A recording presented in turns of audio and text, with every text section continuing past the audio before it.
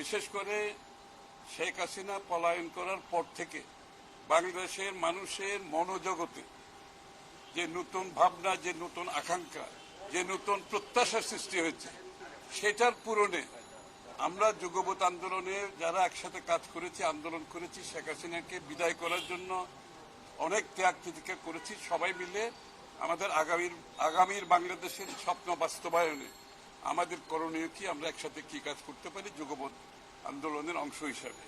এর মধ্যে একটা হচ্ছে আমরা বিভিন্ন দেশের বর্তমান যারা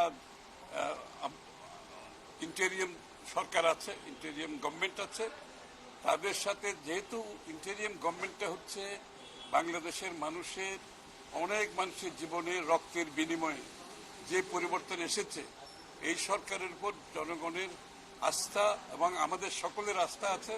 আমরা চাই এই সরকার সফলভাবে আগামীর বাংলাদেশের মানুষের যে প্রত্যাশা, যে আকাঙ্ক্ষা, সেগুলো পূরণ করতে সক্ষম হবে।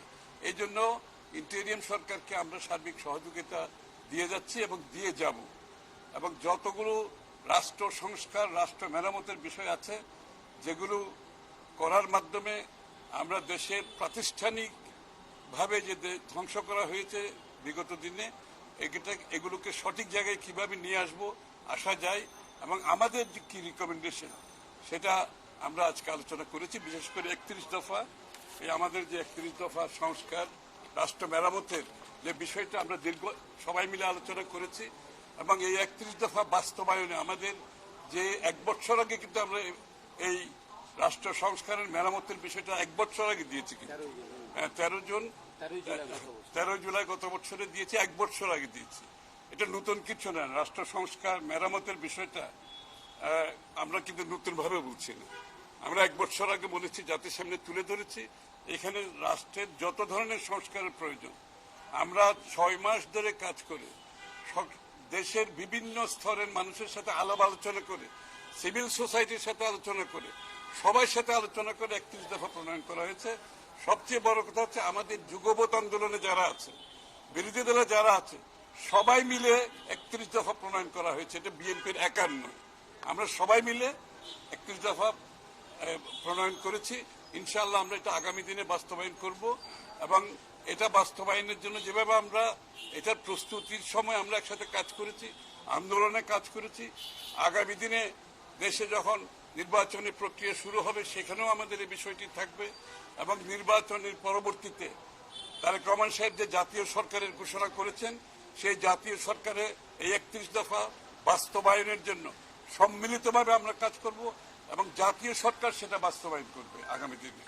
ইতিমধ্যে যে মৌলিক যে সংস্কারের মাধ্যমে প্রতিষ্ঠানগুলোকে তার সঠিক জায়গায় নিয়ে যাওয়ার জন্য আমরা সরকারকে সার্বিক সহযোগিতা করছি। সুতরাং যত তাড়াতাড়ি সম্ভব আমরা সবগুলো সংস্কার, এই মৌলিক সংস্কারগুলো সাধন করে আমাদের নির্বাচনী প্রক্রিয়ার মাধ্যমে আগামী দিনে মানুষ যে কারণে ভোট দেওয়ার জন্য জীবন দিয়েছে, প্রাণ দিয়েছে, যে আমরা নির্বাচনী প্রক্রিয়ার দিকে এগিয়ে যেতে পারবো বলে আমরা বিশ্বাস করি। সবাইকে ধন্যবাদ। বলো তারপরে একজন সবাই বলবো, অসুবিধা নেই। বিসমিল্লাহির রহমানির রহিম। আমরা আজকে বিএনপির সাথে আরো কয়েকটি দল বসে আমাদের করণীয় সম্বন্ধে আলাপ করেছি। আপনারা খসরু মুখে এটা শুনতে পেরেছেন বিস্তারিত। আমি আমার বক্তব্য খুব দীর্ঘ করব না। আমরা চাই যে আমরা যে দলগুলি একসাথে যুগপৎ আন্দোলন করেছি, ছাত্র জনতা তারা আমাদের সাথে ছিল, আমরা বিজয় অর্জন করেছি। এখন আমাদের কাজ হচ্ছে দেশের যে প্রতিষ্ঠানগুলি নষ্ট হয়েছে স্বৈরাচারের আমলে, সেগুলি যাতে এই অন্তর্বর্তীকালীন সরকার ঠিক করতে পারেন এবং দেশটাকে সুন্দরভাবে আবার চালানোর জন্য এই প্রতিষ্ঠানগুলিকে তৈরি করতে পারেন, আমরা সেই জন্য তাদের সাথে সর্বাত্মক সহযোগিতা করব। এটা একটা বিষয়। আরেকটা বিষয় হচ্ছে যে খসরুভাইয়ের মুখে শুনেছেন আমাদের একটা 31 দফা আছে। এই 31 দফার মধ্যে আগামী নির্বাচনের পরে আমরা দেশটাকে কিভাবে গড়তে চাই এবং কি কি সংস্কার করতে চাই, কোথায় সংস্কার করতে চাই, সে বিষয়ে বিস্তারিত এটার মধ্যে লেখা আছে, রূপরেখা আছে। সেই রূপরেখা নিয়ে জাতীয় সরকারের অধীনে এগুলো বাস্তবায়ন করার জন্য আজকে আমরা আলোচনা করেছি এবং একমত হয়েছি যে এখন থেকে আমরা এই 31 দফা সামনে রেখে আমাদের সকল কার্যক্রম পরিচালনা করব একযোগে একসাথে, এবং সবাই একমত হয়েছি যে আমরা একভাবেই এটা নিয়ে আগে চলবো যাতে এটা বাস্তবায়ন করা যায়। ধন্যবাদ।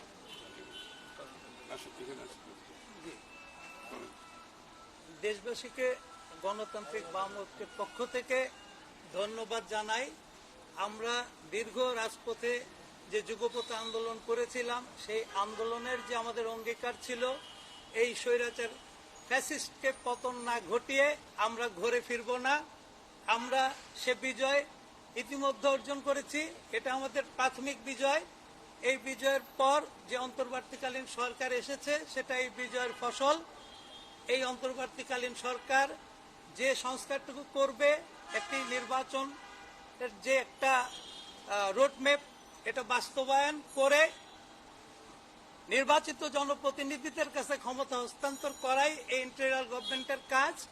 নির্বাচিত জনপ্রতিনিধিরাই পরবর্তীতে আমরা যে দীর্ঘ সময় আমাদের যে 31 দফা আমরা বাস্তবায়ন করেছি, যে জন আকাঙ্ক্ষার বাংলাদেশ, যে জাতীয় ঐক্য গড়ে উঠেছিল এই আমাদের রাজপথের আন্দোলনকে কেন্দ্র করে, সেই জাতীয় ঐক্যকে ধরে রেখে জাতীয় সরকার ও জন আকাঙ্ক্ষার বাংলাদেশ এই 31 দফার মাধ্যমে বাস্তবায়ন হবে। এই জন্য এই বলে আমি আমার বক্তব্য শেষ করছি। সকলকে ধন্যবাদ। বিসমিল্লাহির রহমানির রহিম। আমি প্রথমেই আজকে উপস্থিত বিএনপির নেতৃস্থানীয় যারা আছেন, বুলু ভাই এবং খসরু ভাই, ওনাদেরকে ধন্যবাদ জানাই আমাদেরকে আমন্ত্রণ জানাবার জন্য। এবং আমি অত্যন্ত আনন্দের সাথে বলছি যে গতদিন যখন আমরা এভাবে বসেছিলাম তখন আমরা সবাই আন্দোলনরত ছিলাম, তখন আমরা জানতাম না আরেকবার আমরা বসতে পারবো কিনা, কিন্তু আজকে আল্লাহর অশেষ রহমতে এবং আমাদের সবার একত্রতাতে এবং পুরো দেশের জনগণ একত্র হওয়ার কারণে আমরা আজকে আসতে পেরেছি এবং আজকে পুরো ভিন্ন আঙ্গিকে আমরা একসাথে এসেছি। এর আগে আমাদের আলোচনাগুলো ছিল যে ফ্যাসিস্ট সরকারের পতন আমরা কিভাবে ঘটাবো। আল্লাহর অশেষ রহমতে ফ্যাসিস্ট সরকারের পতন ঘটেছে। আজকে আমাদের আলোচনা হয়েছে যে এই ফ্যাসিস্ট সরকারের পতনের পর জনগণের আকাঙ্ক্ষা, যেটা সত্যিকারের গণতন্ত্র, এই গণতন্ত্র কিভাবে আমরা জনগণের কাছে পৌঁছে দিতে পারি। আমরা প্রথমেই আলোচনা করেছি যে অন্তর্বর্তীকালীন সরকার যেটা এসেছে তারা আমাদের পছন্দে এসেছে এবং আমরা তাদেরকে কন্টিনিউসলি সহযোগিতা করে যাচ্ছি এবং আগামীতেও সহযোগিতা করে যাব, যেন তারা আমাদের সবাইকে সহযোগিতা করতে পারে, আমাদের সবাইকে একসাথে নিয়ে নতুন গণতন্ত্র এই বাংলাদেশের জনগণের হাতে তুলে দিতে।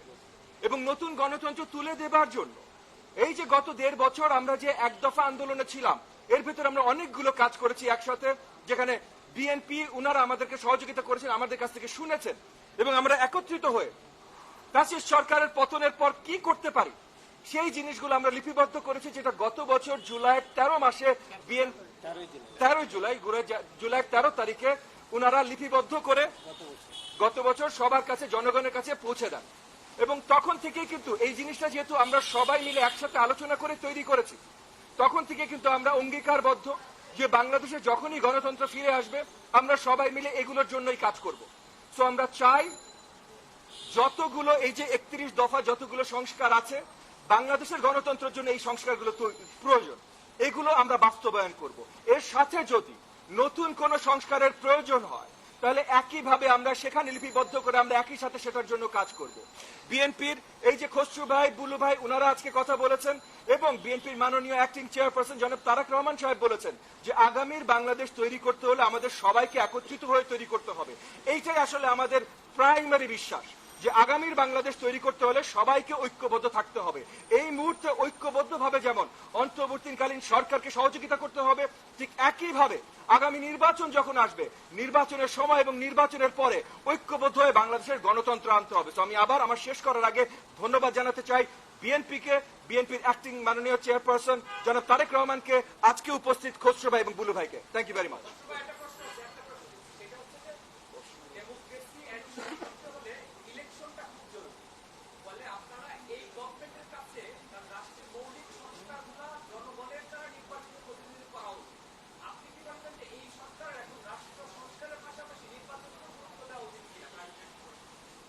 শুনেন, বিগত দিনের 16-17 বছর ধরে বাংলাদেশের লক্ষ লক্ষ মানুষ আজকে মিথ্যা মামলার সম্মুখীন হয়েছে, গুম হয়েছে, খুন হয়েছে, বাড়িঘর ত্যাগ করেছে, জেল খেটেছে।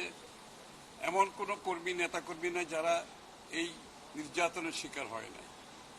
শুধুমাত্র একটি কারণ, বাংলাদেশে গণতান্ত্রিক অর্ডার ফিরিয়ে আনার জন্য। গণতান্ত্রিক অর্ডার ফিরিয়ে আনার অর্থ হলো বাংলাদেশের মানুষের সিদ্ধান্তে বাংলাদেশ চলবে। একটা সোজা কথা, বাংলাদেশের জনগণের ইচ্ছার প্রতিফলন হবে তাদের নির্বাচিত সরকারের মাধ্যমে, সংসদের মাধ্যমে, যারা জনগণের কাছে দায়বদ্ধ থাকবে। এই জন্য এতগুলো প্রাণহানি হয়েছে, এতগুলো মানুষ জীবন দিয়েছে, স্যাক্রিফাইস করেছে।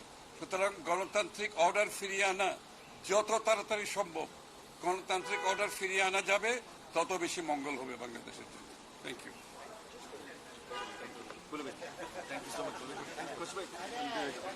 আমরা ভেতরে না যাই।